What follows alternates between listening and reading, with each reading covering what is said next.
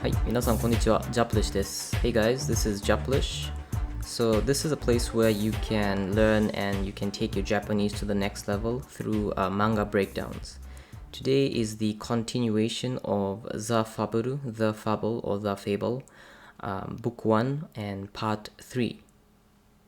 So the topics that we're going to cover today is how to use お疲れ様 and ご苦労様。お疲れ様、ご苦労様の使い方。And then Onomatopoeia, who, and then verb endings, sentence endings with 命令形, which is the imperative form, like the order, you order something.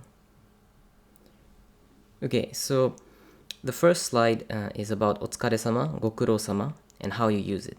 So you might have heard of this, especially if you've been living in Japan or maybe you've already been like working somewhere. So here in this scene, Faburu comes back from his mission. He's done his assassination, and then his boss says, ご苦労だったな.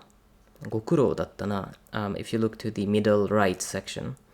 So what does ご苦労だったな mean?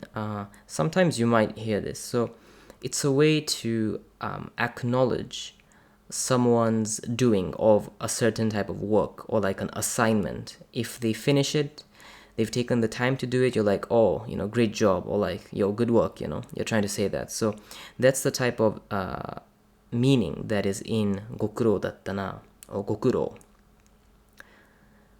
And I think this is mostly used by people of a bit of a higher status within the company. And that's because it's the high status people who usually assign, tasks to do. So that's why. And if you look, you can also see that there's no desu or masu. Sometimes you can say ご苦労様です, and that's usually maybe let's say that the status is you're equal to that other person. That's when you sort of can say ご苦労様です. But as I said before, usually it's the person who assigns these tasks who will pretty much later on say ご苦労様 after they have finished the task. And usually it's the higher status person. So you won't find someone of a lower status using ご苦労様 to a higher status person. However, what you will hear or what you might hear is お疲れ様. お疲れ様です. This you might hear from someone of a low status to a high status. That's fine. お疲れ would be someone of a higher status using to a lower status. Notice that there's no sama or there's no desu. So お疲れ様です is used in the corporate world a lot. Usually お疲れ様です with a sama and this. That just shows a lot of like respect basically. This can happen when you are on duty or off duty. So let's say that you've already like finished maybe halfway through your day, and then you meet a coworker or you meet a worker who maybe it's not in your department, but then you see them. Then you can say お疲れ様です. Even if they are in your department, let's say you have not necessarily talked to them a lot, or let's say you didn't talk to them within that day, then you can say お疲れ様です. Usually it's used when you briefly meet someone after not seeing them for a while. If you've, let's say, just been with them together the whole time, then you won't need to use it. But let's say now you're gonna part ways. You're gonna say like, see you later or something like that. Then you can say お疲れ様です. Or when you're off work, お疲れ様です or お疲れ様でした. As in the past tense. You can also use it. When you're using it during work, it has to be present tense because you're still doing your work, right? Your day isn't over. That's why. Okay, and then onomatopoeia, gacha. If you look to the top section, gacha. Gacha is usually used when you turn the doorknob and the metal sort of clicks or the metal sort of gives off the sound. That's when the gacha is usually used. And I did add that if let's say that the door is old and it also creaks, then it might creak as ki or kiki, something like that. Okay, and then ja. Ja is the sizzling of the fat from the fish, basically. And then for steak, you might see ju or jua. those actually come out a lot in, I think, commercials. You might see that, Jew especially. Okay, so we're gonna now talk about the onomatopoeia who. If you look back on Attack on Titan Book 1 Part 1, there's a different way of using it, so you can check that out. Okay, so before we now get to this, let's first look at the context, or like what's been happening. So look at the top scene. Fabulu says, "Na, kore, yo, this fish," or like, "Here, this fish." So what's he trying to say? Well, he's trying to say that it's hot. So after that, the lady says, "Hora." Oh, sorry. Fabulu says, "Hora." So like, take it here. And then afterwards he says, "Atsugiru." Atsugiru means it's too hot. It's too hot, bro. Like that's how you would maybe translate it. And then after that he says, "Fu shite kure." Now this is important. Fu shite kure. So fu is not necessarily a verb. However, it's like a kid's verb. It's a child's way of using a verb. So fu means to cool down something. So that would equate to samasu, or hiyasu in Japanese, to cool something down. But yeah, fu means to cool it down, especially by blowing on it. And the reason why it's fu is because of the sound that you hear when you are blowing on hot food. You have this sound, right? So that's how fu is used. Okay, and then chira. Before she starts, blowing on the fish, she glances towards the boss. So glancing, described in an onomatopoeic way, would be chira. So there's like a saying, or like there's a lot of ways it's used. Sometimes they use it like chira chira kare o miru toka, chira chira asoko chira chira miru. So it's like you look at it, you glance at it, meaning you don't look at it, like you don't stare at it, but you sometimes turn and look at it. So that's how chira is used, chira chira.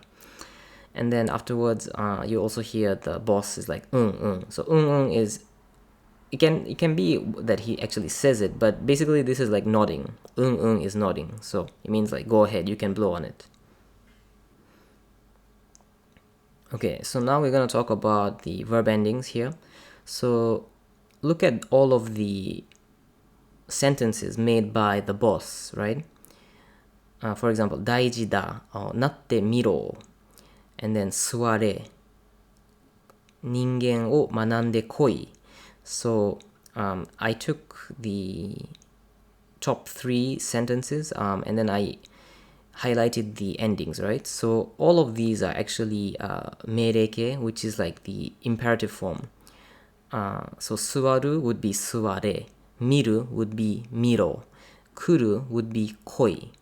So, and some of them have been elongated. This is kind of a slangish way. And then a lot of Kansai-ben also has these elongations. Yeah. I also added that if you look at the third sentence, 普通に生きる人間を学んでこい。普通. See how 普通 is in katakana, right? Why is it in katakana? Because usually, you would see it in kanji or hiragana, right? So when it's in katakana, there's a lot of emphasis in it. So he's trying to point out that for Fabulu, a normal is different, right? From an average person. His normal is assassinating people, but the normal person's normal is something different, right? The average person's life. That's why he's emphasizing that point. Okay, and then the other words from the boss. さぞ楽しいだろうよ。さぞ楽しいだろうよ. So when he says this, daro, I explained daro in different videos. I explained it in, I think, Demon Slayer. So go check it out. basically, 楽しいだろう is like, it must be fun or it might be fun, it's like a probability kind of thing. When you add sazo, it sort of adds to like the probability, the guesswork, the imagination. So the boss is like imagining that, he's gonna have a fun time being an average person. It'll probably be a lot of fun, something like that. So it adds the part, I think. And then after that, he also says, バイトをするのもよし、友達作るもよし、恋をするもよし.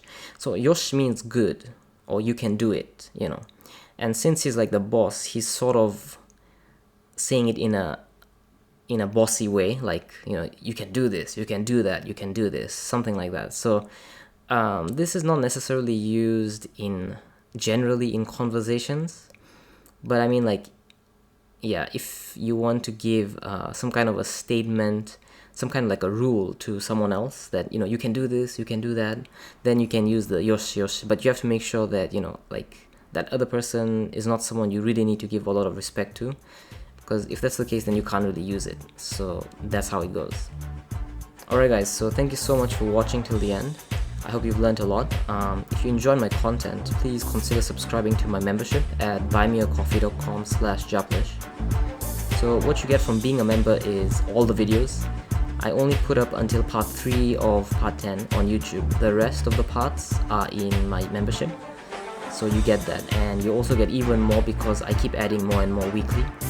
And also for different mangas as well. And then all the notes in PDF. So for this part, you can get a free PDF. Go to the description section. But for the rest, the videos which are in my membership, those PDFs you cannot get. So if you become a member, you can get access to it. And then you also get to ask questions, and I will answer them either in a post format or in a video format. And then you also get to vote and put in your ballot for upcoming future manga breakdowns. I'll do like a poll so you can vote. Alright guys, so I hope you have enjoyed this and good luck with your studies. はい、皆さん、今日はここで終わります。日本語の勉強頑張ってください。